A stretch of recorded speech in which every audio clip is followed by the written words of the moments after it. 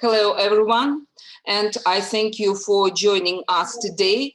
And I hope all you are doing great during this difficult time.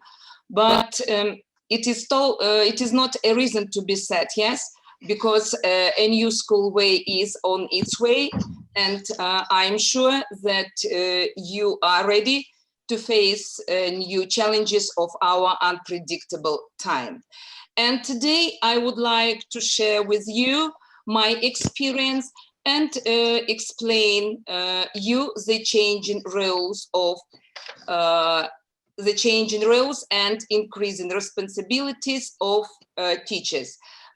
This is the topic of my today's lecture, and I hope you find it interesting for you. Now you can see the aims that we are going to fulfill today. First, I will explain you the changing process of teaching. And trust me, it may sound a bit old and stock, but still fascinating enough to talk about it. Secondly, I would like to raise awareness in the field of modern learning methods and give you the basic understanding of a necessary pack of skills for the young professionals in the 21st century. And finally, yet importantly, the next part of my lecture deals with some illustrative material. I'll show you the principles that we are going to cover now and reflect on the example of modern Kazakhstani English school books. Now, let's start. And don't forget about your questions or notes, and don't be hesitate if you have any of them. You may write in the chat, or please ask me at the end of the presentation.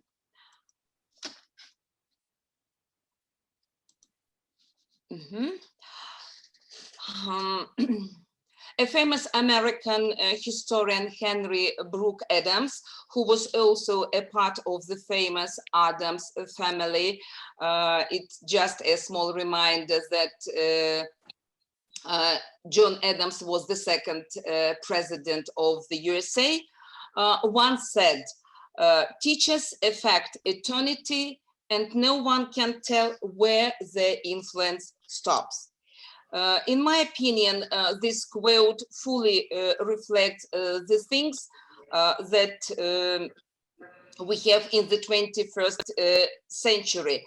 And the teacher in this case is not only a career, it is a path.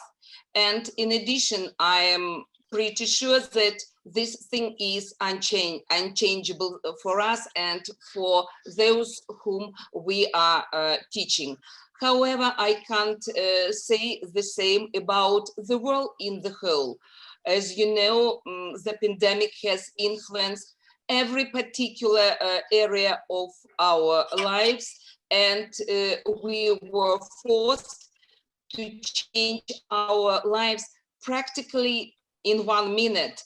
And well, at least we had one day to change our school lives too. With these simultaneous changes, can we say that we all are only teachers? And this slide answers no. And I'm inclined to believe that it does not like this, yes? When I asking myself if am I a teacher only, I'm answering not at all. And I'm a tutor because I'm doing my best to teach the whole class and one student on equal basis. I'm a helper because I'm trying to help my students with different things. And all of us, I know, have such situations when our students ask for our help in some school projects, in preparation to different competitions, international Olympiads, and even in daily situations. I am a friend and I'm proud of it because my students and I have special bonds. I am a mentor because I am guiding my students and my younger colleagues. And I'm a trainer because I train both of them.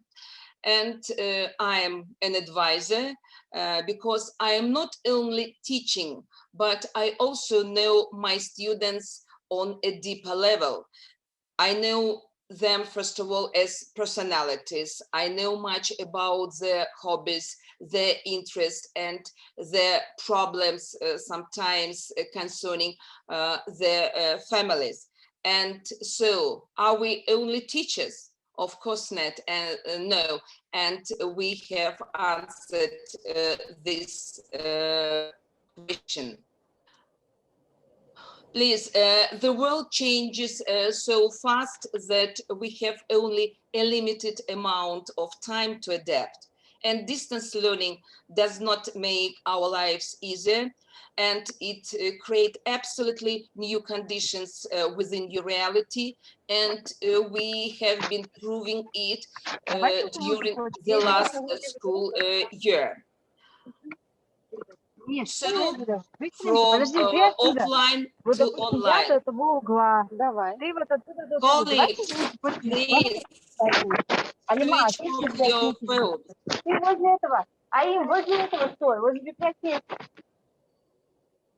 Colleagues, please.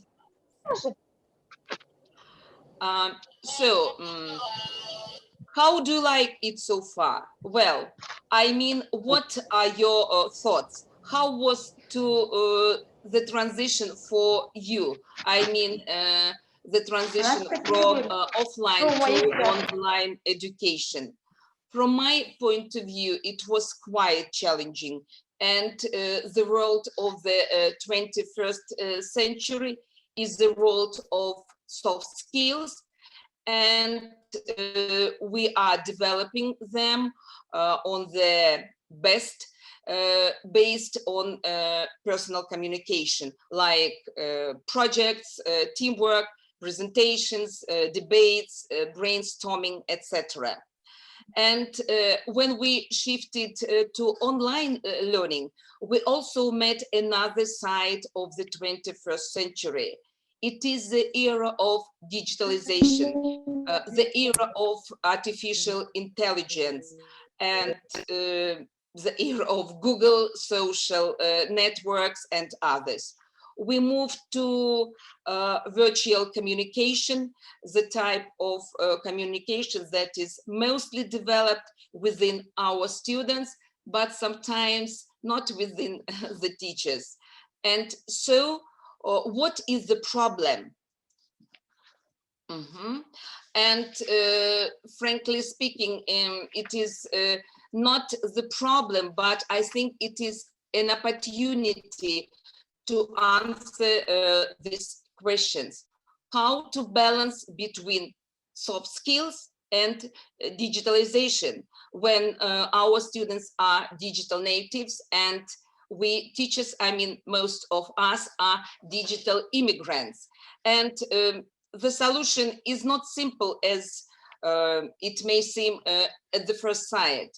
While teaching, learn. And the 21st century is unique as our students are more adaptable to this reality. And in some cases, we can say that they are smarter than the teachers are. But it's okay because we are learning too, yes, and in most cases we can learn from them, and it's great. And I'm learning from my students, and I think it's a good idea, yes, when your student help you, especially as for new technologies. And I believe that each teacher should follow this perspective in order to make the learning process more comfortable for all the participants of this process. And during the pandemic, the difference of this idea makes us united, because, you know, we conducted many webinars and conferences, which I hope were very useful and helpful for you during the pandemic school year. And next slide tells us about what are these skills of the 21st century. I would like to stress it because the main idea of teaching is to give our students the best tools in order to prepare them for changing reality in the new world, in a new modern world.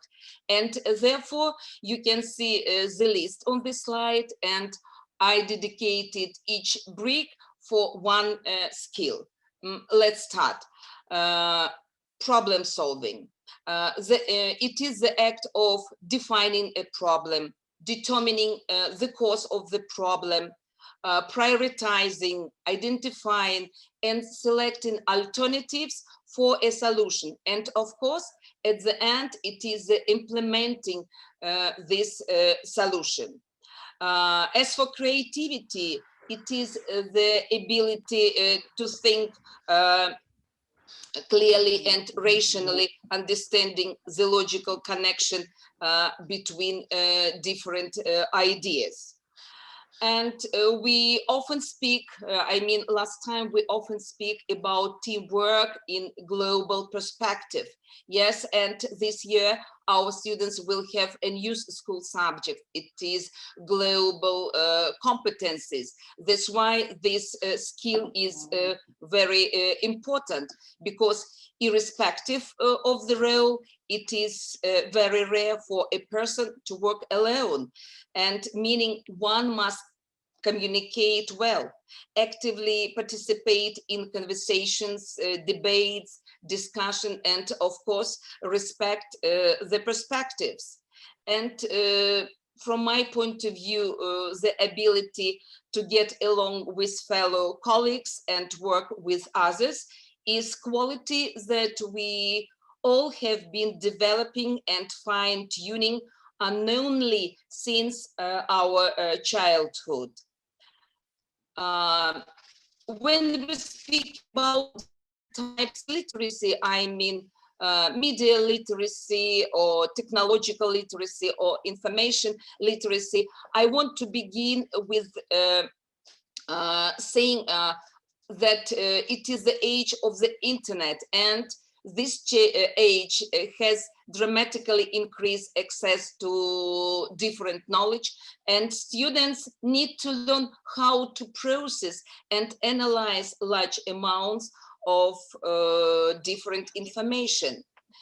And the last brick in my slide is communication and collaboration. You know, it is one of the main competency in learning and teaching process, and collaboration skills enable you to successfully work towards a common goal with others. And they include communicating clearly, actively listening to others, taking responsibility for mistakes, and respecting the diversity of your colleagues. As you can see, each skill is very important and has a close connection with the other one.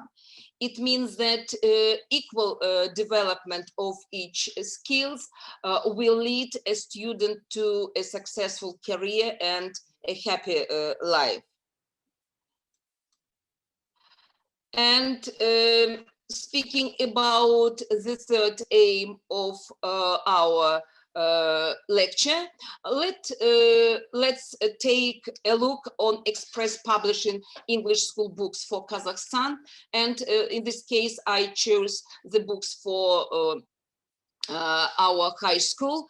and it will be Excel for the 9th class and action for the 10th and the 11th classes. And to be more precise, let's take a look on the implementation of the skills to our school program. And we will start with critical thinking, but also I need to add the fact that school book and a page are placed on the bottom line of each slide. That's why you can find this information in your books too.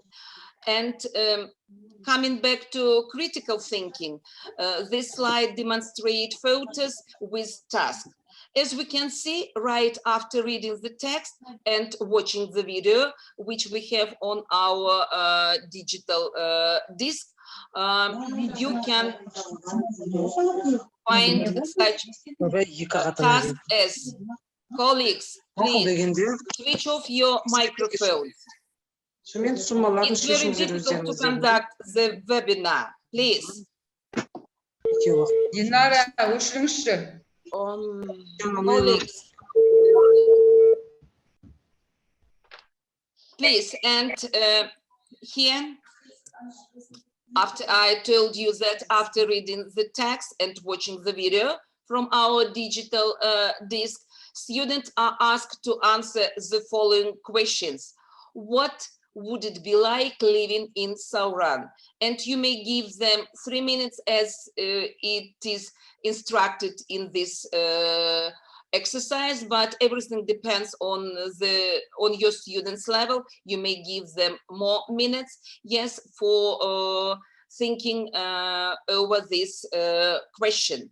Please, and besides the development of a national Kazakhstani component, our students have an opportunity to develop critical thinking. Yes, they should briefly answer the question in a clear and rational way with logical connection between these ideas. And of course, if the student live in this place, I mean in the south of our country where this place is situated, they may compare old times and our nowadays. Please, and the next slide is devoted to creativity. And you see that task B asks us to imagine a situation and describe the feelings and actions that we are going to take. And of course, it demonstrates not only critical thinking, but of course, critical writing and speaking. And we develop both of these competencies. And at the same time, if you look at task 7 but A, it asks us to draw the monsters, and it also helps our students to enhance their imagination. And let's come to action 10. And the tasks that are presented on this slide are directly connected with problem solving. And the student should not only justify the answer, but also find a solution to the question. Is the writer in favor of biofuels or not? But before discussing it, the student discuss another question. It is, which resources are the commonly used in your country? That's why the student should speak about the information they know about Kazakhstan. It is, of course, touches Kazakhstani component. And when we speak about, we spoke about different kinds of literacy, we speak about information literacy. Please, and here we can see a slightly new approach. The students are asked to use internet and find out information about renewable energy sources. And eventually they learn how to analyze this information, how to price it, and how to use it how to present the information they found out, their partners or the class. And as for technological literacy, which is equally important in today's world, for sure, we all are dependent on technologies, and it is a necessity to learn how to use them. And that is why you can see the example on this slide. The text tells us how to pair smartwatch with the phone. And student can do it easily, yes, but here is the example how to do it in English. And the next slide shows the development of collaboration and communication skills. And students should tell their partners 3 things that they have learned from the text, and then they may discuss and share their opinions about this topic. And the next slide is devoted to teamwork in global perspectives. And this skill is presented in the book on the example of the Royal Observatory, which is situated in Greenwich, London. And the task asks students about their knowledge of Greenwich. And of course, it's great if some of your students visited this observatory in London, and they may share their experience or their thoughts about different museums which are situated on the territory of this observatory. They can show where the zero meridian goes, and of course it will involve our students into quite interesting speaking process. And moreover, our students are also asked to answer the questions working in pairs in order to solve on this issue. And the last food for thoughts that I will give you today sounds like this. Today you lead the class, tomorrow your student will lead the world. That's why we are speaking so much today about the skills for our young generation, for our young professionals in the 21st century. Think about it and perceive the scale of responsibility you have as a teacher. At the same time, be sure that it's not only our career, but it's our vocation and our mission in today's world.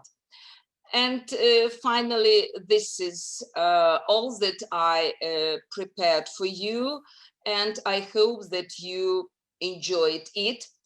And thank you for your attention, and stay safe and healthy, and take care of yourselves and about your families, because our families are the greatest supporters in our teaching process for all times. Please, if you have any questions, you may ask me, or you may write down in the chat, and after my speaking, I may answer your questions. Please. No, thank you. Okay, Елена Владимировна. Thank you very much. Okay, and the next speaker, Варава Марина Владимировна, Activity Education Institution, secondary school gymnasium number 9. The name of the topic is Types of Differentiation and Identifying Success Criteria.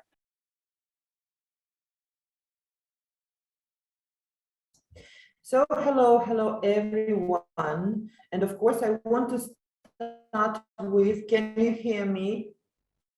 Can you hear me well? Yes. Okay, great. So first of all, I want to start with the following. I sincerely congratulate you on the upcoming new academic year, of course. So, and let it be much more better than the previous. But the only thing we have to remember about, as Elena Vladimirovna has mentioned, is our health. So take care of yourself, of course. Yes, I'm going to start my demonstration. Okay.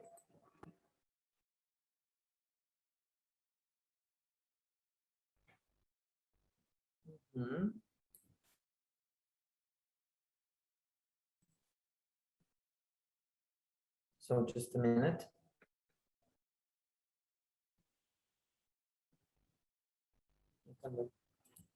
Okay. So can you see my screen? Yes, we can. Yes, yes. Yes.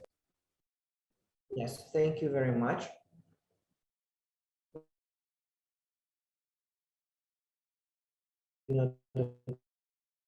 Just start my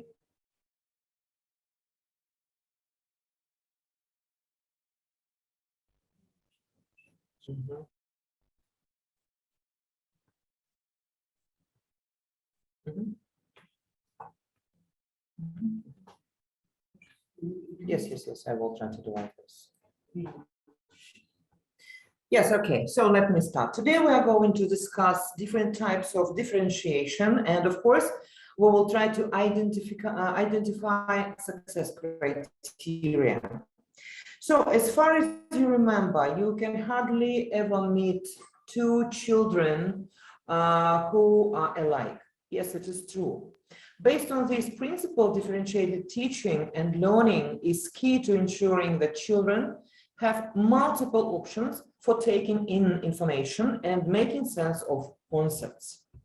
So I want to change. Well, speaking about what is differentiated instruction. So the question is given here.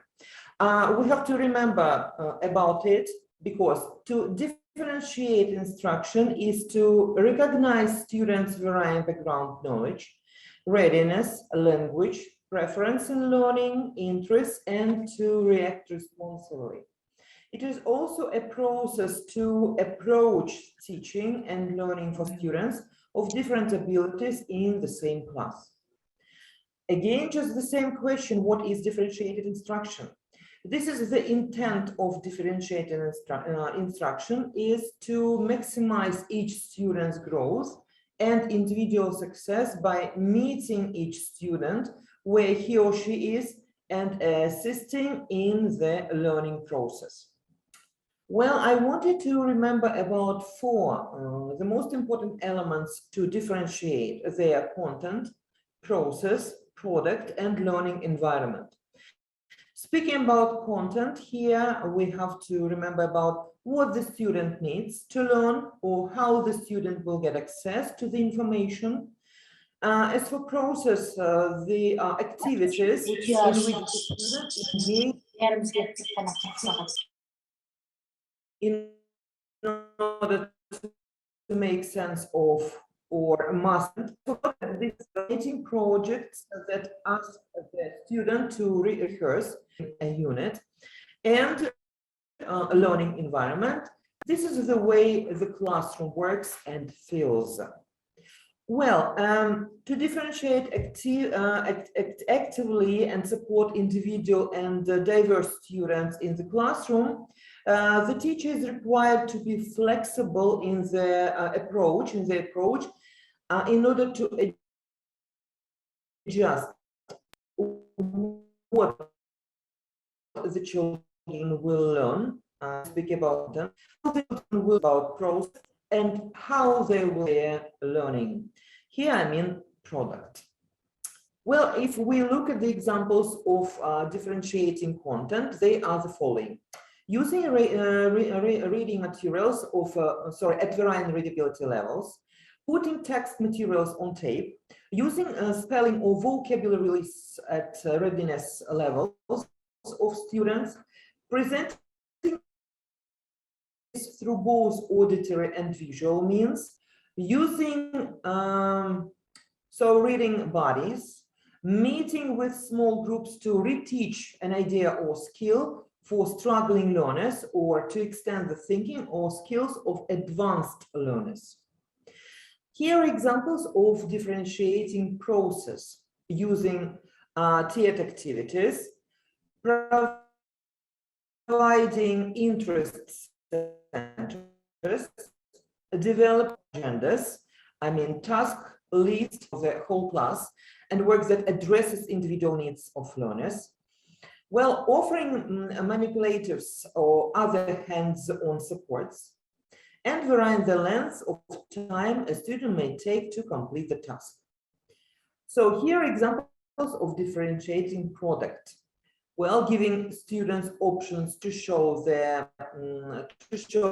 how to express required learning, using rubrics that match the extent students' skills levels, allowing students to work alone or in small groups on their products, and encouraging students to create their own product assignments as long as the assignment contained required elements. So as for learning environment, here we have to remember about following examples. So making sure there are places in the room to work quietly and without distraction. So as well as places that invite student collaboration. Also, we have to remember about providing materials that reflect a variety of cultures and home settings. So setting out clear guidelines for independent work that matches individual needs, while developing routines that allow students to get help when teachers are busy and cannot help them immediately. And of course, we have to remember about helping students understand that some learners need to move around to learn, while others do better sitting quietly. So the question is, what exactly is differentiation? According to what Hickrax says, he defines differentiation as changing the pace, level, or kind of instruction you provide in response to individual learners' needs, styles, or interests. While Willis says, and Mann states that differentiation is a teaching philosophy based on the premise that teachers should adapt instruction to students' differences. So please, we just take into consideration what differentiation is, but we also must remember what differentiation is not. Here, class-centered, it is not about differentiation, mainly for students with learning problems, a tracking system by abilities, a recipe for learning, a different lesson plan for every student, please, not a differentiation. Whole drill and practice or any single structure or activity. Fact-based learning alone. Also, unmanageable or undisciplined. Modifying the instruction up or down in difficulty. A method you will need all new material for, cost-free, just about learning styles and a set of strategies and activities. Of course, we have to remember what differentiation is. It is student-centered, for all students, for heterogeneous student groups, a change of philosophy about how learning should take place, multiple approaches of options for content, process, and product, a mix of whole class group and independent learning, more about quality than quantity. And of course, flexible and varied, just activities should be there, proactive in the planning stage, rooted in assessment, based on continual reflection and adjustment to help students learn well, and a belief system that says all learners come to the classroom with potential ready to be exceeded. So, what about our role as a teacher in differentiating teaching and learning? Of course, as a teacher who differentiates instruction, you become both a facilitator and a creator. And of course, to enhance differentiation in your classroom, it is very important that you, first of all, know all your students. It is very important to start from the very beginning. You start with their names, start with their interests and so on. So number one is know your students. You have to know their interests, preferred learning styles, current level of knowledge and skills. Of course, don't forget to organize your classroom. I mean, physical environment, flexible grouping, agreed procedures, systems to facilitate independent learning, of course.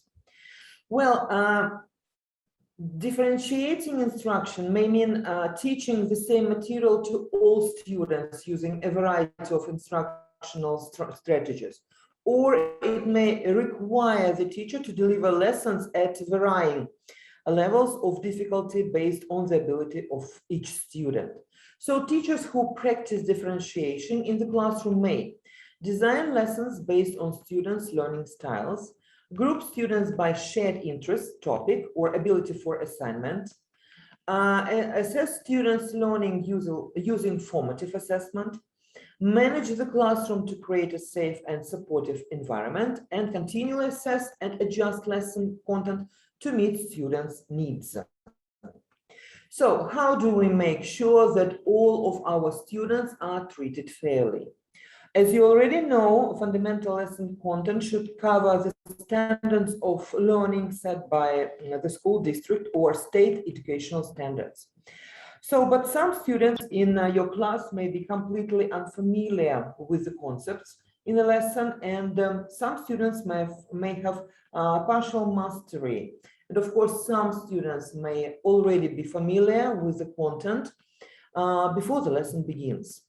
So here I want to remind about Bloom's taxonomy, which is a useful and time-tested model for examining and differentiating the challenge levels of learning tasks and discussion questions in all subjects. Of course, I think you remember that it enables the teacher to look at instruction through the lens of challenge. What you could do is differentiate the content by designing activities for groups of students that cover various levels of Bloom's taxonomy. I mean, a classification of levels of intellectual behavior, going from lower order thinking skills to higher order thinking skills. So those 6 levels are remembering, understanding, applying, analyzing, evaluating, and creating. So as for examples of differentiating activities, here just the reading is taken into consideration. They might be like match vocabulary words to different definitions, read a passage of text and answer related questions, think of a situation that happened to a character in the story and a different outcome, differentiate fact from opinion in the story, identify an author's position and provide evidence to support this viewpoint, create a PowerPoint presentation summarizing the lesson. Of course, here we have to remember that examples of differentiating the process are the following. So we have to provide textbooks for visual and word learners, allow auditory learners to listen to audiobooks, and give kinesthetic learners the opportunity to complete an interactive assignment online. So differentiation can be by group ability, roles within groups, teacher support, scaffolding, type of resource, success criteria, type of task, difficulty of task, type of response, number of tasks, length of response, and time allowed. So here you will find the examples of differentiation by roles within groups. Here we have to choose to point out a spokesperson. Well, also these groups can be mixed according to gender, Well, a note taker can be appointed as well, single gender groups, or a leader is also possible here. As for differentiation by scaffolding, well, show and tell, tap into prior knowledge, give time to talk, pre-teach vocabulary, use visual aids, pause, ask question, pause, review. So these activities are very important. Well, as for success criteria, we have also differentiation by it. All learners, as for all, we have to remember that every learner in the class will achieve this. As for most, a large proportion of the class will achieve this. And as for some, only a few or even some of the students will achieve this. Some learners will not try to achieve this, but instead focus on early success criteria. So as for differentiation by type of task, again, example is taken, reading is taken as an example. Match the headings with the paragraphs, true or false, multiple choice, open-ended questions, put the paragraphs into the correct order, missing sentences, complete the sentences about the text, so vocabulary in the text, the writer's opinion, and just is taken into consideration.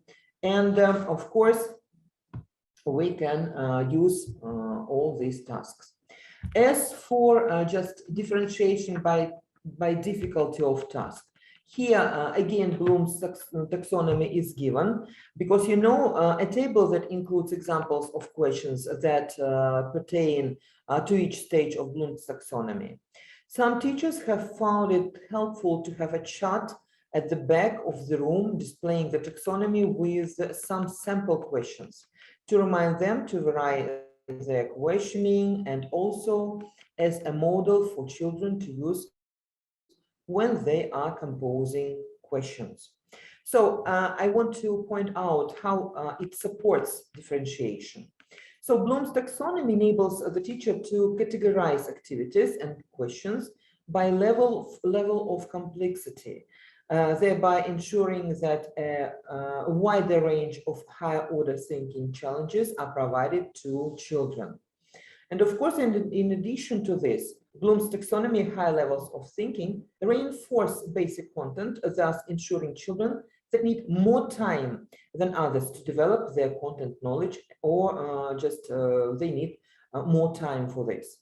So for example, asking children to identify a problem in a story, or just come up with an alternative solution. It may be analyzing or evaluation. So requires them to revisit the story and recall the original solution. Here we mean knowledge and comprehension. So that is why offering more time to children who need it, while providing sufficient challenge for all, is key to differentiate instructions. So please, everything is given here, and you may use it like a great support while planning our lessons. So what learning activities support differentiation? Here, we make students think, we listen and watch students thinking purposefully and frequently, use observations to tailor instruction. Also, we ensure that the learning activities are not too easy or too frustrating.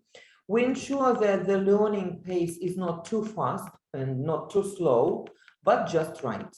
We offer more or less scaffolding. We provide more or less time. We provide advanced organizers that have more or less detail, create more reflection opportunities. We vary grouping options for learning activities, for example, heterogeneous, as I said earlier, and so on. So here you will just find some instruction strategies, some of them as a kind. Well, for example, create learning stations.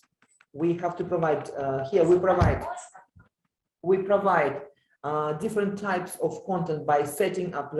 Because I have got some information left. Is it okay? So let me just keep on speaking.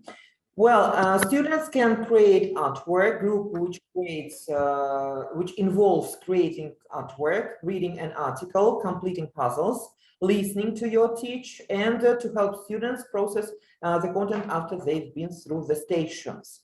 So this is one of the suggested variants we can use at the lesson.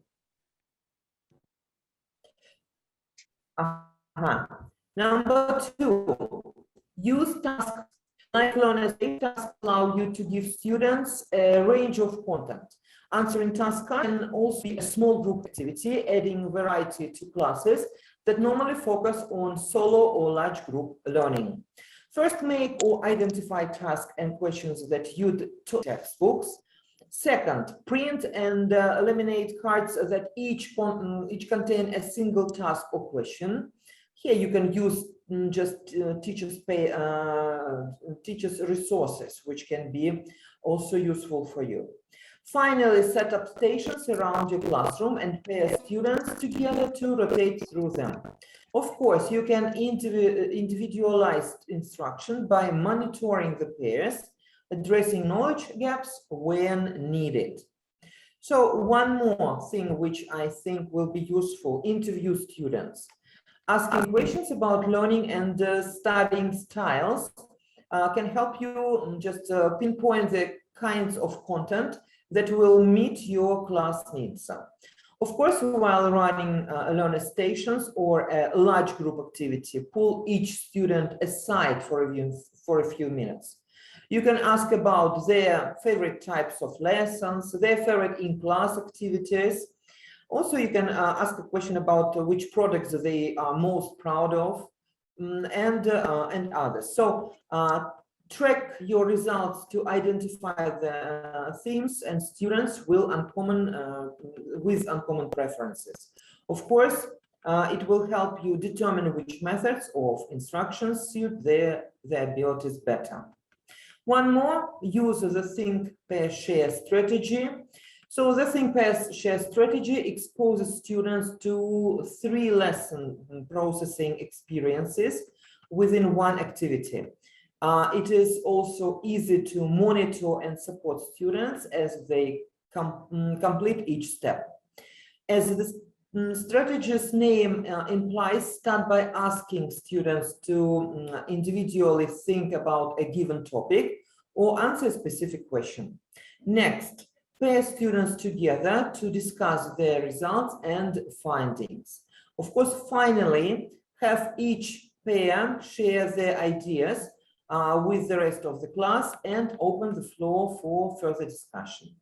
Because the differentiated instruction strategy allows students to process your lesson content individually, in a small group and in a large group. It caters to your classroom's range of learning and, of course, personality types. So one more here, we can use assign open-ended projects. Here we can speak about by both challenging students. This approach encourages them to work and learn at their own paces, engage actively with the content they must understand, demonstrate their knowledge as effectively as possible. And of course, as well as benefiting students, this differentiated instruction strategy will clearly showcase distinct work and learning styles. Well, differentiations. I want you to remember that gifted and talented learners need and enjoy variety and challenge. This requires that lessons be very differentiated. So by outcomes, I mean lesson objectives, by task, by content, through support. And of course, these enrichment activities might also be delivered by the school, by experts, or by extracurricular I mean, school Olympiads, research projects or clubs. It is very important, however, to make them worthwhile and to include content and experiences that strengthen our learners sufficiently. So this is about differentiation, types, and what I wanted to speak about. Thank you very much. If you have got any questions, I'm ready to give any kind of answers. Thank you.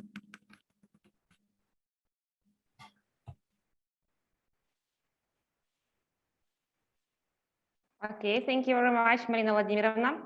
Ну, а мы с вами говорим, мы с вами продолжаем. And the next speaker is Пенер Наталья Александровна, Актюбе State Educational Institution, Secondary School Asim number 23, named after Yermekov. The name of the topic is Modern Methods of Teaching English, Motivation and Types of Learning.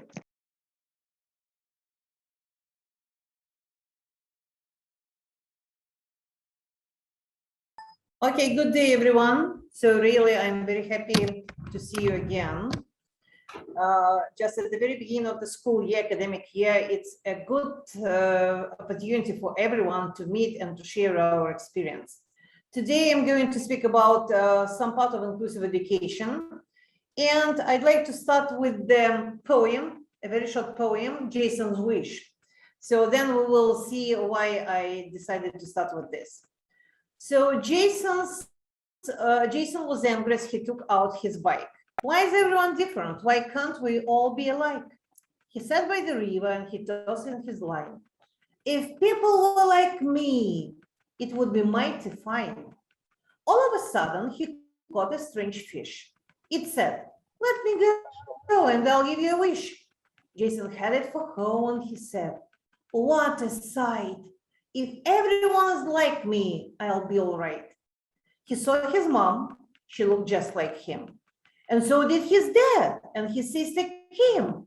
At first he thought, this is really neat. With a team full of me's, we can't ever be beat.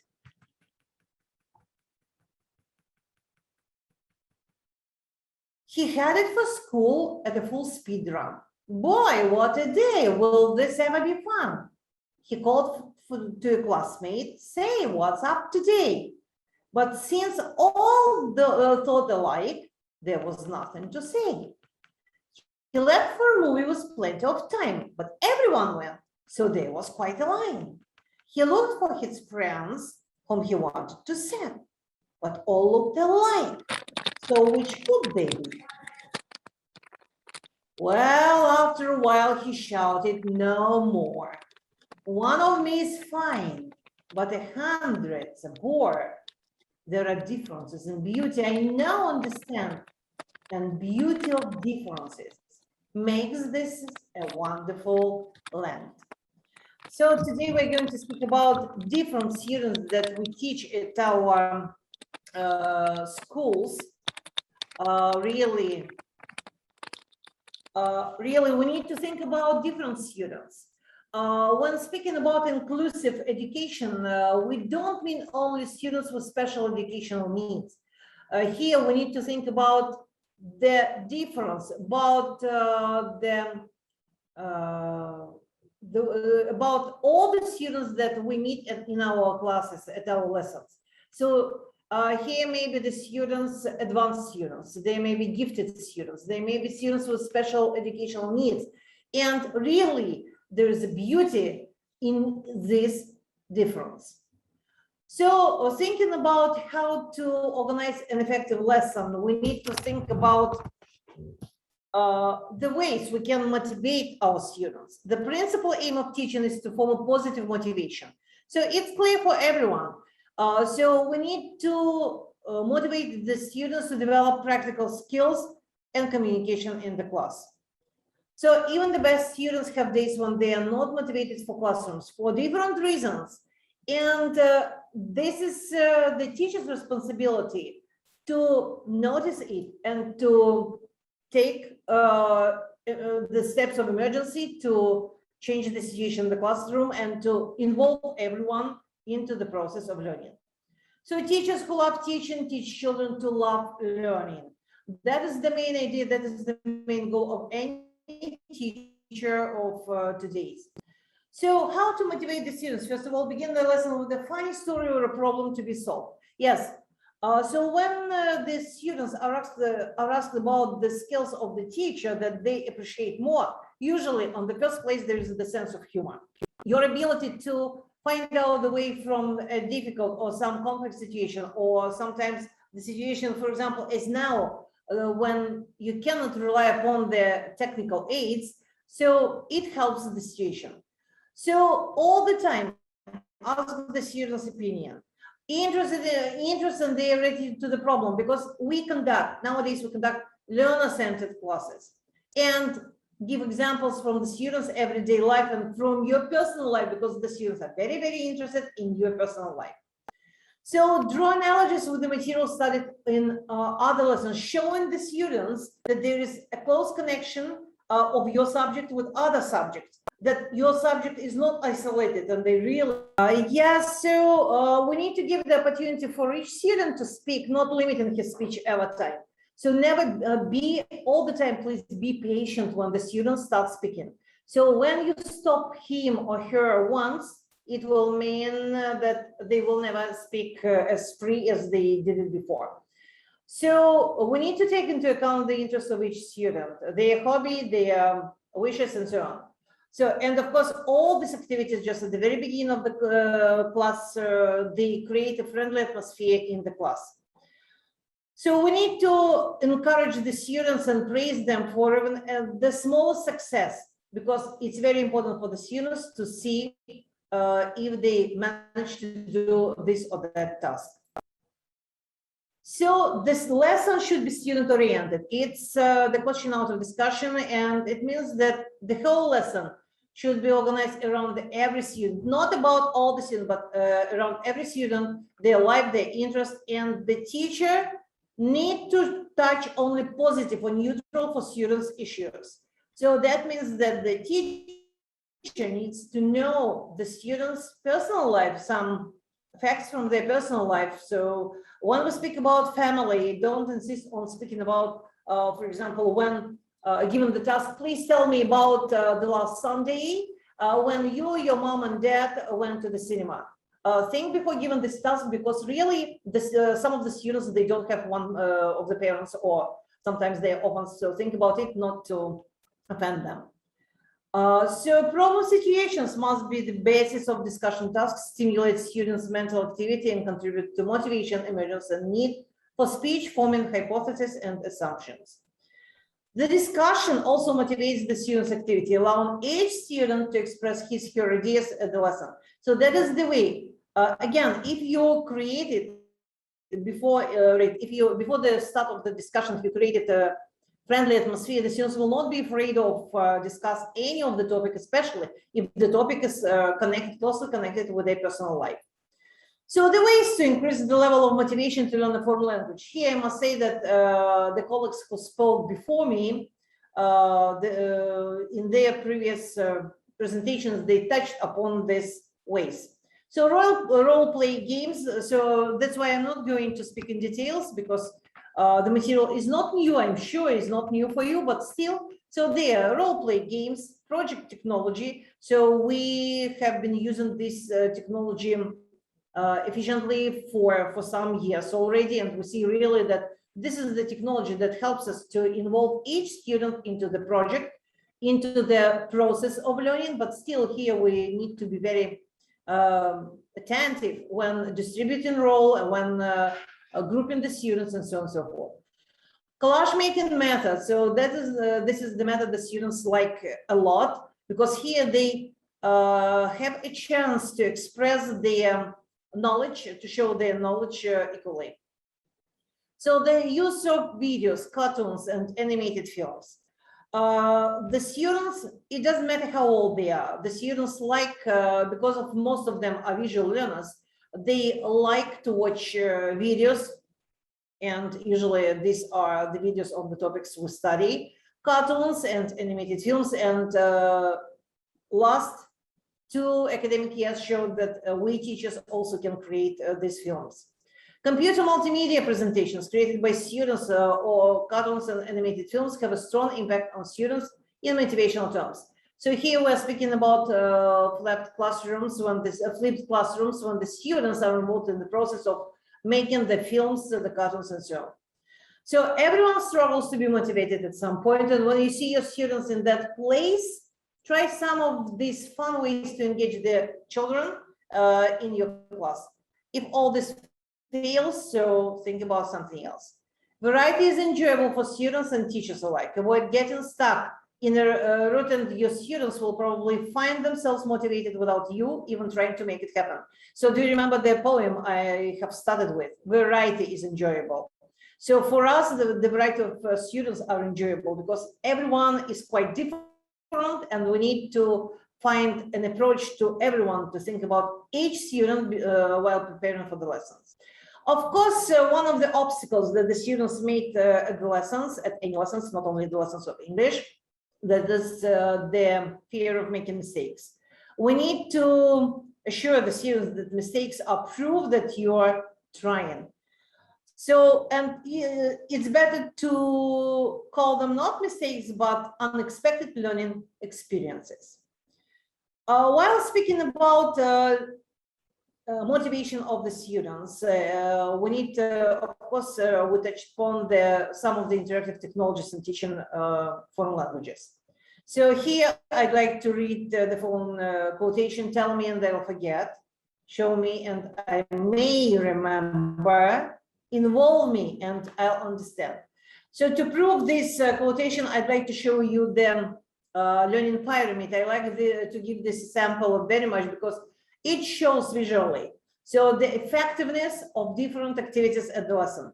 So look, just at the top, almost 0% of effectiveness, lecture, 10% reading, 20 audiovisual, 30 demonstration, 50 discussion. So you see this bigger number of percentage because the students at this stage, they are involved in the process.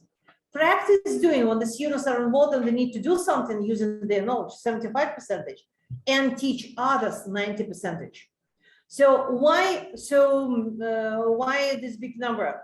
Because here on this stage, we combine consultation with on-site customized training and coaching, and the results are optimal. So here, at this stage, the students need to use their knowledge, to use their skills to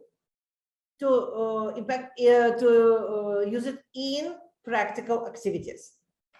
It's the most difficult, it's the most challenging stage in learning process, but the most effective one. So achieving important goals through interaction, we need to have a kind of motto: I want all my students to become engaged in the learning process and passionate about the subject matter. My classes be fun and meaningful at the same time. My students to learn to work together, to form positive and respectful relationships with my students, between students, that will allow them to learn more effectively. So the basic or the core of our approach to teaching must be engagement, fun, working together, and positive relationships. Interactive teaching methods. So here is the list of them, and I am sure that you use most of them, like brainstorming, ranking exercise, small group discussions, role plays, and so on and so forth. So we need to understand that only practice makes perfect. So information gap, for example, learners exchange information that only one of them has. You know, the classical variant of it, find someone who. So the work with the directions of when the students, two students have the map and they need to find some places and answer the questions. Bingo, that is the most favorite game of the students, and you can use this game for instance, for practicing grammar items, for practicing reading skills and different things. So storytelling, that is a little bit challenging activity, but it's very productive. So when you practice it from lesson to lesson, or maybe regularly, so the students know how to do it. So first of all, students can work in groups or in pairs. This algorithm, so write down 6 qualitative adjectives, they do it. Then fill in the gaps with these adjectives in order you have reading. And for example, we have a text, our December courses. Once teachers started the qualification courses, they took part in seminars and webinars. Some lectures were, others were not. The teachers prepared projects. At last, all teachers became, and so on. So all interactive methods are beneficial to the learning process of the human mind and turn students into active participants, form universal learning activities. So really, if we look at all these three subtopics, like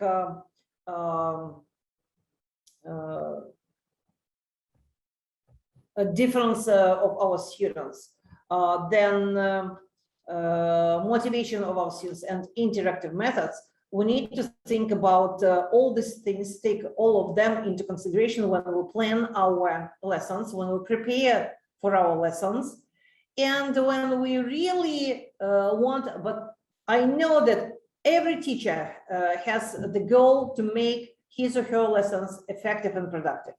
So if we want to do it, and we really, all of you really do this great job, so we need to take into consideration all these things that we have been speaking today. So I also wish you to have an academic year which will be much more better than the previous one. I hope to meet most of you offline very soon. And I think that this year really will be more productive and more effective. And for our students, I'm sure that they also miss school as we do. So I think that really the results of this school year will be more sufficient, and the whole process of learning will be more successful. So I wish you good luck in your professional career. I wish you happiness in your families, and I hope to meet you soon. The last speaker for today's August webinar, we put it at the last. What do you think? It will be? Do you remember our dearest master, Palo? Okay, and the name of the topic is Miles 1, different type of learning, inclusive English language learning. But Miles 1, updated version for today's academic year, according to the inclusive learning.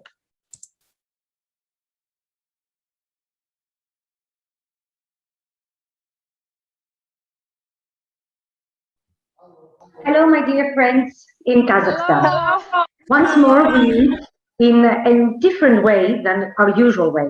Every August, for the past 5 years, I used to be there with you, taking part in your seminars. Well, COVID does not allow this year, but I think that we have found a way around the situation through these webinars. So it will give you a feeling that you can still see me live. In our today's seminar, we are going to be dealing with English language for Kazakhstan grade 1. It is the new version, and I will stress the word new version of SMILES 1, according to the new specs of your ministry.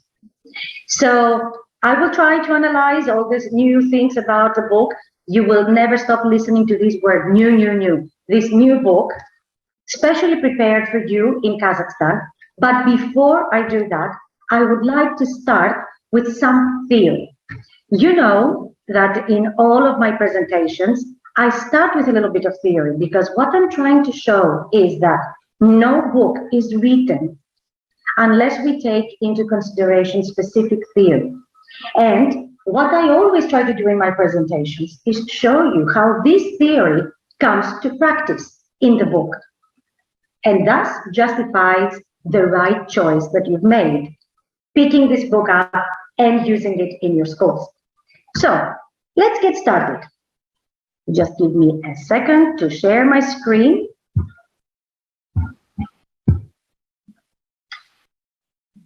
And we are going to be able now, exactly, to see the slides. So I'll be up here and I'll be showing you the slides so that we can have this presentation, not discussing things as we usually do, but me just telling things. And if there are any questions, you can always ask people of EduStream there locally. Let's start by setting some basic principles of teaching young learners. I know that many times teachers wonder, or sometimes even parents wonder, and then come to teachers asking if it is right to teach pupils English at such young ages. I know that this is a big concern because they're very young, and sometimes we're worried because they're just starting learning their own native language in a typical form in a school environment, and we are giving them a foreign language at the same time. So it's no wonder that we are worried, and we feel that maybe sometimes we are overdoing it. Is it something too much for them? Well, no, it's not. And you know why it's not? Because the human brain is hungry for knowledge. So it will never be enough. Whatever you give the brain is never enough. So the more you give, the better. Don't be afraid. Their brains are open, wide open, and ready to get anything you give them. Apart from this, you have to remember what brain-based learning theory says. According to this theory, our brain has windows of opportunity. What does that mean? We have windows for everything that we want to learn, for every single skill. There is a window in our brain that opens, then we can put the skill in there, we can teach the skill in there, and then closes. When the window closes, it means that this skill can be established, can go on being developed, but if the window closes and the skill has not been developed, it will not be developed easily. You could reach a level of development of the skill, but not the best possible level as you would have if you had done it when the window of opportunity was wide open. What does that mean about us and language learning? Well, simply put, it means that every child can learn to speak a language. Let's begin with a native language, with a mother tongue, can learn the mother tongue when the window of opportunity is open. When is it open? It opens the minute the child is born and closes at around the age of 7 to 10 years old. I mean, psychologists a little bit have a debate on the right age, but approximately around 8 years of age. What does that mean? It means that the minute a child is born, we start speaking to the child the native language. Thus, it starts learning it. What happens if we don't do that and the window of opportunity closes? It's what I call the Tarzan syndrome. It's what happened to Tarzan. Think about the story of Tarzan. Tarzan was a baby when he was involved in that accident and was left in the jungle. So who raised Tarzan? Animals. What kind of language did he hear around him? The cries of the animals. What language did he learn to speak when the window of opportunity was wide open? The language of the animals. Later on in his life, when he was about 20 years old, humans found him, took him back to human society. Was he able to learn the human language? Well, he picked up pieces of it. He tried and he managed to somehow communicate, but never really well. See what happened? The window of opportunity closed before he developed the skill of the human language. So he wasn't able to learn it fully. Could learn some of it, but not fully. So how do all these things come to help us with teaching English at a very young age? What we say is, when the window of opportunity is wide open, throw in there a few grains of foreign language teaching. Start teaching the foreign language at a very young age when the window is wide open. So when the window closes, the kids have already been given an idea of what the foreign language is, and thus they can develop it further. If you do that later on when the window of opportunity is closed, this means that yes, they will be able to learn the language, but not to the level they would if they had started earlier. Think of yourselves when you started learning English. Personally, I started at the age of 10, which means that maybe I barely caught the window of opportunity open, or even not. So I did manage to learn English, but it meant a lot more effort on my behalf. Think of the new generation of students starting English at such an early age. You can see the difference. they learn faster, easier, even their pronunciation is much better than ours back then. Why? Because they started it when the window of opportunity was wide open. So don't be afraid to teach English at these young ages. There's nothing wrong about it. And we also shouldn't be afraid of that. And we shouldn't be afraid that the students may get confused, because it all goes down to what we are aiming at. What are we aiming at these ages? Language learning or language acquisition? Well, what we're aiming at is language acquisition. Children at this age are not going to learn the language. They are going to acquire the language. What do I mean by that? Children love mimicking. You know that. You have children of your own, and you know that whatever you do, they just repeat, they just mimic it. They love repeating things.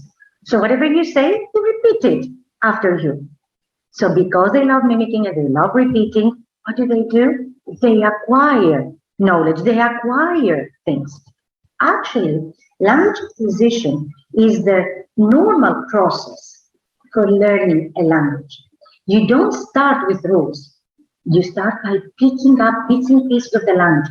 Think of how immigrants sometimes learn a foreign language. They learn it through need. They acquire it. Let me give you a personal example. A long time ago, back in the 1960s, my parents traveled to Germany as immigrants, actually went to Germany as immigrants to work. They didn't speak a word of German. So the first day, my mom went shopping. She wanted to buy bread. She goes to the bakery, doesn't speak a word of German. The lady there starts speaking. She doesn't understand anything. So she starts pointing at the bread. The lady gave her something, said something. My mom picked up the bread, left, and she felt desperate. She said, I cannot even say a word. I cannot even choose the kind of bread I want. So because she felt like that, next day she went back to the bakery. And when the lady started saying these loads of German that she couldn't understand, she stopped her, pointed at the bread, asked her, in a sense, by gesturing, and the lady said the word in German. My mother repeated the word, repeated the word, and thus she was able to order bread. Next day, she repeated this process with money, etc., etc. And by the end of the first month, she was able to hold some basic communication, at least when going shopping. See, the brain helps you survive. The brain is hungry for knowledge and also has the need for survival. The children in the classroom where you speak English need to survive. So because they need to survive, they mimic, they repeat whatever you say so as to feel safe around you. That is why I'm saying, don't be afraid of teaching young learners, but keep in mind that you're not teaching them per se. You're helping them acquire the language. Another thing that you need to keep in mind is that young learners only learn what makes sense and has a meaning. The brain of the young learners always asks, why am I doing this? Does this make any sense? If these two questions are not answered by what you're doing, then they just refuse to do it. Whatever you do in class with young learners must always be meaningful. And you must always keep something in mind, the level of cognitive awareness of the students. They're children, they're young, they are learning the world right now. They don't know everything about the world. They're learning about the world. So when you're approaching things in class and you're teaching your learners, you must always remember that. Let me give you an example. It's going to be from grammar because I think it is easier for us to understand what we mean with the learner's cognitive level of cognitive awareness. Let's say that you have, in one of the lessons, you have the pattern, this is Mary's bag, an easy pattern. But if you go in class and you start telling your kids in L2, in English, now in this lesson today, we are going to learn about the possessive case. The possessive case shows us that somebody possesses something and it's his possession, and this possession of the possessor is a very valuable possession, the children by the end of your sentence will be possessed. In other words, they will not understand anything you're trying to say because it doesn't make sense. Practice it and then you play with it, the students will acquire it.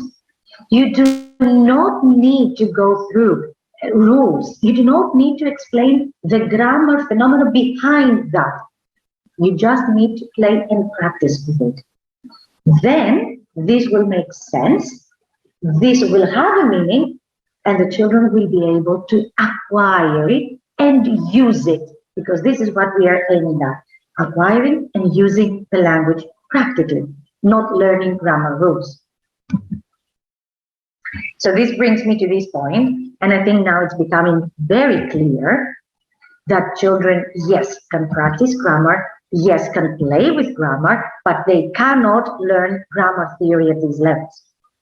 That's why you will notice in the books of this level, we have very simple, small, short tables with just an example, and then lots of activities and games where we practice this little box. Remember, level of cognitive awareness.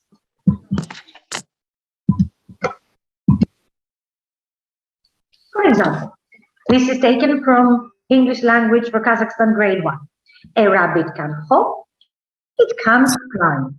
Do you see anywhere anything explaining that can't is the contracted form of the negation of together? But if you just show that a rabbit can hop of visual input. A nice term, edutainment. Young learners and edutainment. Is this important for young learners, and what does that term mean? Let's not forget what young learners really love. They really love to have fun, don't they? Yes, they like playing, singing, dancing. They love this. This is what they do at this age. Yes, but what we need is to teach them, and they need to learn. So what better way to learn through having fun? This is edutainment. Education through entertainment. And that's why you see that in our books, we have songs, games, craft work, you name it. You have to do all of this. Your students love it. And they learn most of what you want to teach them because they play, sing, do things with them. Please do not take this away from them. Do not ignore these tasks.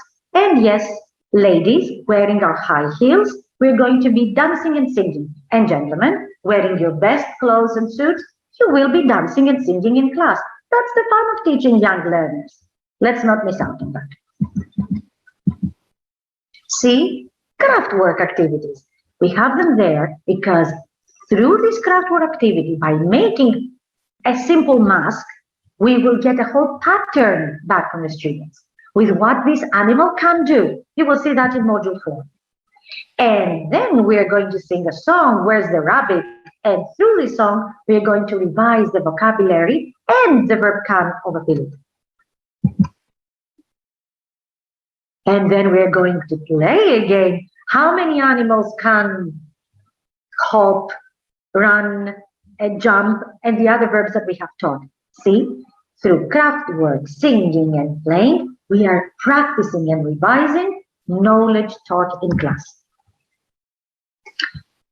I said before that we may have the same thing, see, verbs of ability before the verb can and new vocabulary, practiced in different ways. We had craft work, we had a song, we had a game. Before that, we had another simple exercise. Why do we do that? Because we have different types of learners. So we approach each idea in different ways in order to be able to attract the attention and to be able to approach the different types of learners. What do we mean by that? You all know that we have the auditory, the kinesthetic, the visual learners, kids who like to see things in order to understand, kids who like to listen to things in order to understand, kids who like to do things in order to get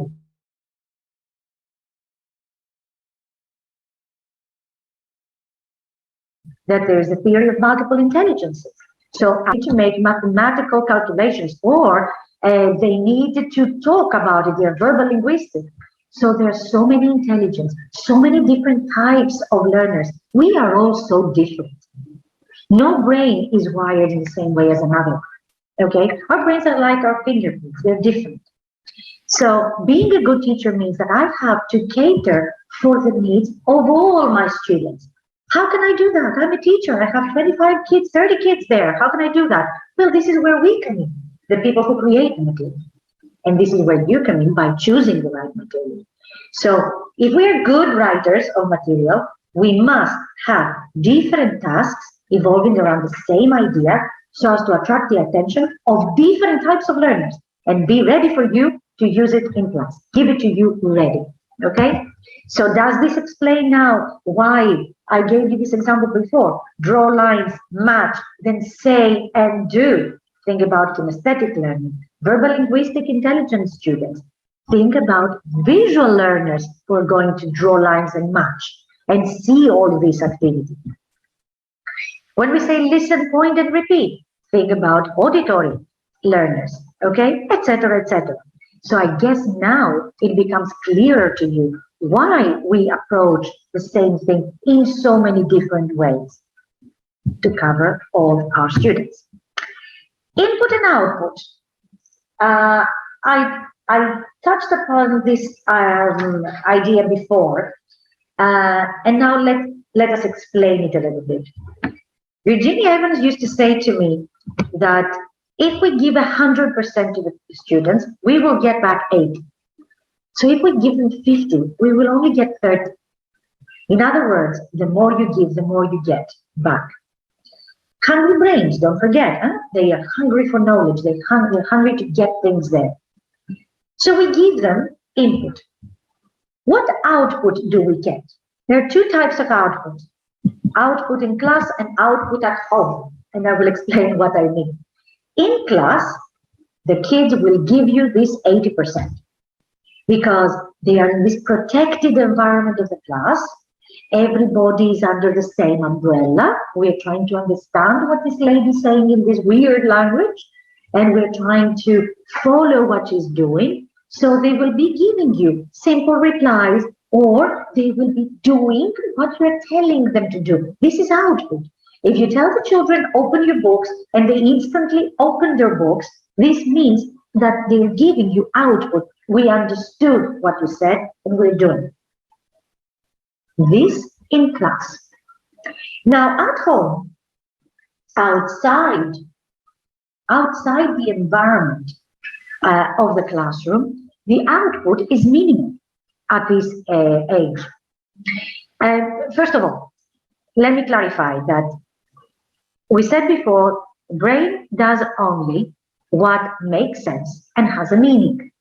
So if they go home and the parents do what my parents used to do, and this is really funny, when I was learning English back then, we had some relatives that lived in the United States. So when they came to visit us, my mom would always, just go like, come on, say something in English, say something in English. Why are you learning English and you're not speaking? So, and it was really embarrassing because I had to bring out all my good English to speak to the relatives from the US. Now, I couldn't do it because it didn't make sense to do it with my mom, but I could do it with my relatives because it made sense. They didn't speak Greek, they only spoke English. So to communicate and survive socially, I had to speak English to them. What I'm trying to say is that at home, if you ask your children as parents to speak to you in English, immediately the brain says, hi, aren't we communicating in our mother tongue together? Don't you understand me in Kazakh or Russian? Why should I speak English to you? Unless we're talking about a bilingual house where there is a mom or a dad that is British or American, okay, then it makes sense. But if we're talking about Kazakh or Russian parents, it doesn't make sense to speak English to them. So they will not be giving any output at home. It doesn't make sense. But parents do need to see some kind of output at home. Okay, then what you can do is tell them that they can use the e-book of the book at home. They can put it into their laptops or computers, and then they can ask their kids to go through the pages of the e-book and just observe. They will see them doing things, they will see them repeating things through the ebook, and that will give them an idea of the kind of output children give in class. All right, now, how much output do we expect in class, and when will that become more evident? You have to think of the children at this level in English for Kazakhstan grade 1 as newborn babies. They come to you as if they were just born. In our native language, when our kids are born, what do the doctors say? Please speak to them in their native language, normally, no baby language, normally, and keep speaking to them. So what we do as moms and dads, we speak to the kids. Oh, woke up, baby. Oh, my dear baby, you have woken up. Are you hungry? Mommy's going to bring you something to eat. Of course, the baby doesn't reply. After 6 months, there's a smile, recognition of mommy and daddy. Okay. And when the baby gets 1 year old, all of a sudden one day wakes up, looks at you and say, daddy. And you feel very proud because your child spoke. It's the smartest child in the world. No, it's the most normal child in the world. What happens with the brain? The brain receives input. And when the time is right and the brain is mature enough, it gives output. And then you see that your child starts using more words and then joining words and then creating sentences and then reaching normal speech. The same happens when we are teaching a foreign language. So at this level, at grade 1, you have the newborn babies. So what happens? You give them language, we give them language, you expose them to the language, they receive input. The output they give you is actually carrying out the actions that you're asking them to do, and a word here and there, and repeating words, and giving you very short answers, you know, like a newborn baby gradually smiles and then gives you daddy. That's as much as you can expect at this level. Now, as the kids grow and they go to grade 2, grade 3, then output gets bigger and they will give you more and more. So don't feel worried if you don't get too much back. It's enough that they carry out and they follow your instructions. Bottom line, material for young learners. Material for young learners, as we said, must be age relevant. And when we talk about age relevant material, this has to do with characters, with stories, with everything that is included there. We talked about the level of cognitive awareness of your students. This is what we mean. That's why in our books, we have characters which are kids, they're children, like the ones that you're teaching. So your students can relate to them. They go through the same things. They go to school, at home. Sometimes they do things that may bring them in an embarrassing situation against their parents, but then they fix it and they all feel happy. Okay, they're children. And the stories we are giving them in the book are children's stories. So the material must be age relevant. The dialogues must be close to the reality. They must make sense to the kids. It couldn't be about problems with the environment. They wouldn't understand what you're talking about. We said that they are digital natives. This means that your material must follow the needs of digital natives. So they have to have digital material. The material you have must give you opportunities to approach tasks in a variety of ways, thus covering the needs of all types of learners. And the material must be culture relevant. I know that this is one of the major concerns in your country. This is one of the most, it's a very important step from your ministry. The Kazakh culture must be implemented in the teaching of English to young learners, and it is. And it is important also. Why? Because learning about your language and comparing it to other language makes you feel proud and at the same time teaches you about the world. So this must be one basic part of the material that you choose for young learners. Okay, I think we said enough. We talked a lot about theory. I think I've given you some things to consider, although I'm sure you all have these at the back of your head. Maybe now we just gave them names and labels, but this is things that you do have in mind and things that you practice every day in your classrooms. Now, as far as us authors are concerned, all of the things we discussed before must be there in our minds when we create the material that we give you. So when we sit down to write material, we have to have the brain-based theory in mind, differentiated instruction in mind, 21st century skills in mind, Bloom's taxonomy in mind, and above all, your ministry, because we have specific requirements that we need to follow. And when we put all these things down, we finalize and we create the material that we offer. So be sure that the material you have in your hands is not there by chance. It has gone through a lot of inspections, and it is appropriate and right for you and your students. Shall we take a look then? Okay, I decided to start my approach from theory to practice with your ministry requirements. On the first page of the requirements, it is clearly stated, and let's clarify this once and for all, that at grade 1, your students should be exposed to listening and speaking. You cannot expect so young learners to be exposed and be expected to do reading and writing.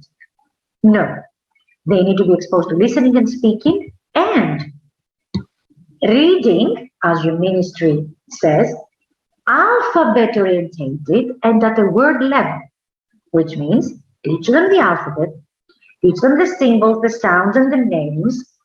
Help the students be able to recognize the symbols, sounds, and names, and at word level, be able to spell the words. Hat. This is what your ministry requires. And they talk about use of English, in other words, grammar, but they define it as basic grammar structures. And above all, not teaching basic grammar structures, but exposing students to basic grammar structures. These are the requirements of your ministry. And what have we done with all these requirements in English language for Kazakhstan grade 1? We followed them to the full. The material included focuses on listening and speaking. There is no written input up to module 3, but speech bubbles start appearing after module 4 for exposure to written input and preparation for the next level. It is not obligatory. Your students are not supposed to read and write. You're supposed to be exposed to written input. If you want, you can ask them to copy what is there on their projects, for example. We will see an example in module 4. But just copy only what is there. And if you want, you can spell out some words, but only as pre-reading and pre-writing. Okay? And again, not as an obligatory task. Your ministry requirements and content are fully followed. Your ministry has 8 topics with their subtopics. They're all in the book in the order required by your ministry, as well as the aims and objectives for each topic and subtopic. We follow your ministry requirements in alphabet. We discussed about this before. We have sound recognition and gradually moving to learning the names of the letters. The artwork, the dialogues, the activities, the illustrations are all designed to cater to the needs of young learners of a foreign language, and of course, always bearing in mind and respecting Kazakh culture. See, I just popped my next point. Yes, with absolute respect to Kazakh culture. You will see that in any instance we refer to culture, we have the Kazakh model first, and then one model from an English-speaking country or another country from around the world. But Kazakh culture comes first. The children are exposed to it, to something familiar if you want, and then they get to compare it to other cultures. We try to follow Bloom's taxonomy and 21st century skills. When I say Bloom's taxonomy, and that was a very difficult thing to do, thinking skills are really important. In all our previous versions of Smiles, we always included thinking skills, but now we moved a step further. We went towards higher thinking skills, but to the level and bearing in mind the cognitive awareness, the level of cognitive awareness of the students. And I'll show you examples in the module. And that was really a challenge for us as writers, that since the ministry required, we listened to what they said and we implemented it into our books for you, ready, so you don't need to try and find out for yourself how to do it. 21st century skills. What does that mean for our material and for your students? That we have exploited technology to the full. Okay, we have a Digi app, we have a software for your interactive whiteboards, we have the ebook, we have everything that modern students need. Differentiated instruction methodology is followed. As I told you, we approach tasks in multiple different ways to cater for the needs of all your students. And we are including clear activities throughout the module. In the previous version, you may say that you only had the CLIL page. No, now we approach the learning of English through CLIL throughout the module in various instances. Is this important? Yes, it is. Don't forget what we said before, we have different types of learners. And sometimes a child can learn better if the new knowledge is approached through another subject where that child feels more secure, through math, through geography, through history. Okay, so why not exploit this need to the full so as to teach English in an even better way? We have included values throughout the module, in stories, whenever we have character interactions, because above all, we do not only teach language, we teach values, we teach ethics. We create the next generation of people who will go out there in the real world. We need to teach them well, even to that respect. And we always present the new vocabulary first and offer ample practice in context later on. Why is this important? Okay, think about it as such. Young learners in our classes have no prior knowledge in English. There is no common ground where you can step on it and build up. You have to provide them with everything. So how can we go into a dialogue and start analyzing it if the students do not understand a single word from it? So first you have to present the vocabulary, practice the vocabulary, make sure the students have acquired this vocabulary, and then move on to the next step. In this version, in the new version, in the English Language for Kazakhstan Grade 1 book, we have designed a symbol. It's called keywords. And whenever you see this symbol, this means that the vocabulary you have there is your target vocabulary, is the vocabulary that your students need to acquire before they progress further within the unit. In other words, English Language for Kazakhstan Grade 1 is perfect for teaching English to young learners in the Kazakh environment. Let's see how. I decided to start with the contents page because I know how important it was and how important it is for you to see proof of how the ministry requirements are realized in the book. I told you about the 8 thematic areas. Here they are. All about me, my school, my family and friends, the world around us, travel, traditions and folklore, food and drinks, health and body. Not only that, in the order the ministry has requested. This is exactly the order in the study. And if you look below each topic, we have the subtopics in the order and exactly as the ministry required.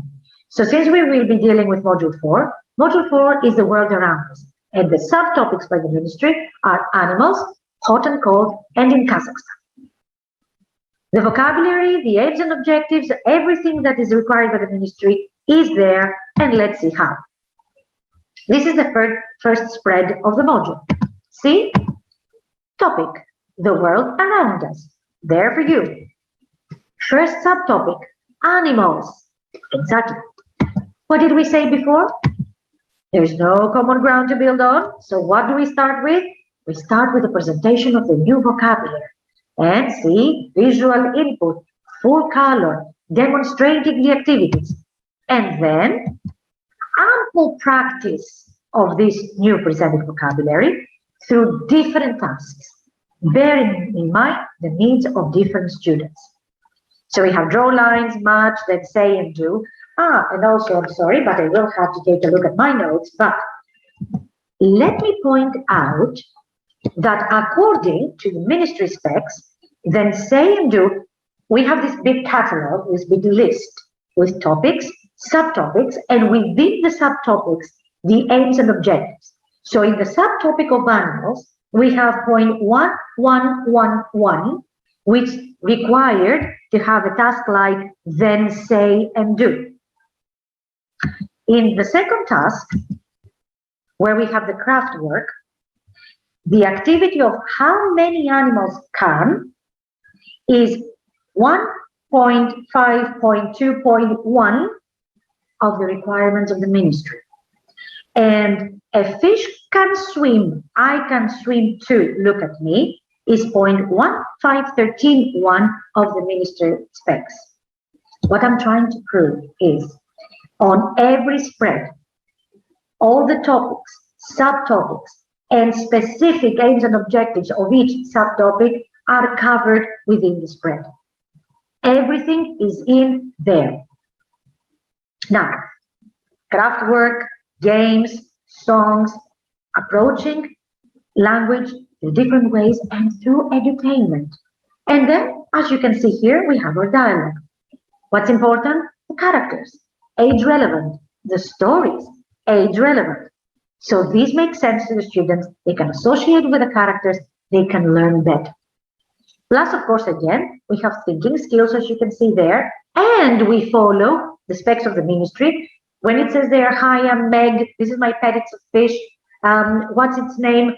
Finn. And then we're introducing Charlie. All this thing with introducing each other, giving names, is the 0.1131 of the ministerial specs. Okay, so you see, everything is in there, ready for you. This was something I showed you before. Module 4, alphabet. We have done the sounds from the alphabet book. Now it's time to learn the names of the alphabet. So we have a task where the students will learn the names and they will play the alphabet game after that, thus having fun with what they learn. Second subtopic, hot and cold. Keyword symbol signifies immediately that what will follow is target vocabulary that our students need to acquire. And this new vocabulary is practiced through a thinking skill task, color the odd one out, which at the same time is clear because we ask the students to distinguish between animals that live in a desert and animals that live in polar regions. So clear job, okay? And of course, at the end, we finish with the hot and cold game, where we have activation of the new language through fun. Look at this page. So, as you can see here, we have the sketch of a vet. Now, according to ministerial specs, throughout the book, students must be exposed to different jobs, learn their names, and see what they do. So following this, throughout the book, we have included about 10 different jobs. One of them is this guy here, who is a vet. And the jobs have been implemented in the module in a way that makes sense and has a meaning for the learners. So because we are talking about animals, we have the vet who is introducing the animals to us. Again, as I told you, because we need to expose students to jobs, in the third subtopic area in Kazakhstan, we have another job, that of the zookeeper. And remember what we said, that this material is appropriate because it is done with respect to Kazakh culture. Let's go to the Almaty Zoo. So the students are exposed to the subtopic area in Kazakhstan in relation to the vocabulary that they have already learned, which is animals. Okay? And we see the animals that exist in the Almaty Zoo. On this part, we have another basic task that fully follows ministerial specs. Ministry requires in alphabet learning that the students know how to name letters, how to put them in alphabetical order. This is point 1321 and 1341 of the specs. Naming the letters is point 1231 of the specs. So you'll see all the points of the specs have been covered. So students must trace, name, and put the words in alphabetical order in one task. Okay? And we conclude this spread with a project which is called Welcome to My Kazakhstan. As you see, fully respecting Kazakh culture. The students have to create a poster, okay, with things that are characteristic about Kazakhstan. And then you can see that because we are in module 4, it is written in Kazakhstan is a beautiful country. This is not obligatory. Students may copy this on their project, and this helps them be exposed to reading and writing and be prepared for what's coming in the next level. But if a student doesn't want to do it, or if a teacher doesn't want to do it, this is equally fine. It doesn't matter. This is there for exposure. And that's why it is happening after module 4. In this spread, our world, okay, so now we are approaching the new vocabulary under the aspect of culture, purely under the aspect of culture. That's why you see, the first model we give is a child from Kazakhstan, the second is from an English-speaking country, and the third from another country in the world. So we give exposure to local and different countries. And by comparing ourselves to others, we become proud of being us, of being Kazakh. Remember when we said about Bloom's taxonomy and higher thinking skills? Okay, for this level, higher thinking skill is putting things in order. So order the animals, start with the one you like most. This is higher thinking skill. And then, catering for the needs of 21st century learners, we have ICT. They're going to be using the internet and they're going to do research. Wow, isn't this modern and up to date at this young age? But look what we've done. We say, ask one of your parents to help. Okay, because we understand that children are very young and they may not be totally familiar with the internet or not be allowed to be on the internet. We ask parents to pitch in so they can find a picture of an animal from their country and they will present it in class. End of the module, and we have the checkpoint.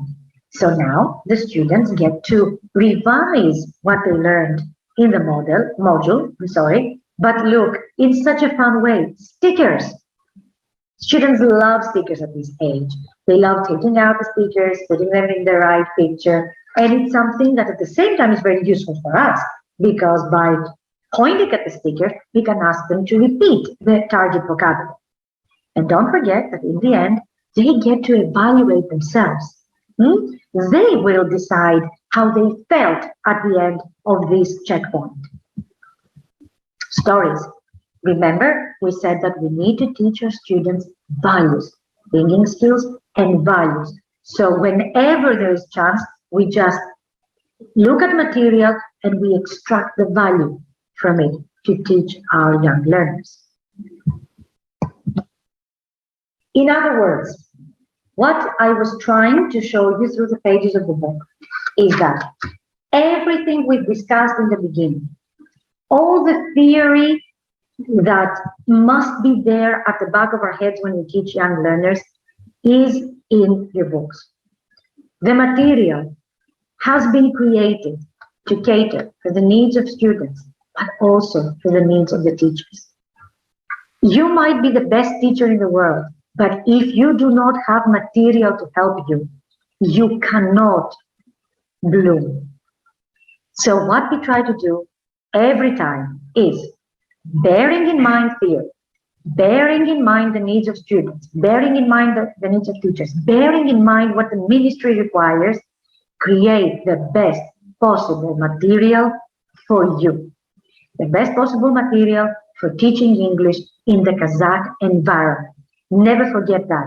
This book was created for you and for your needs.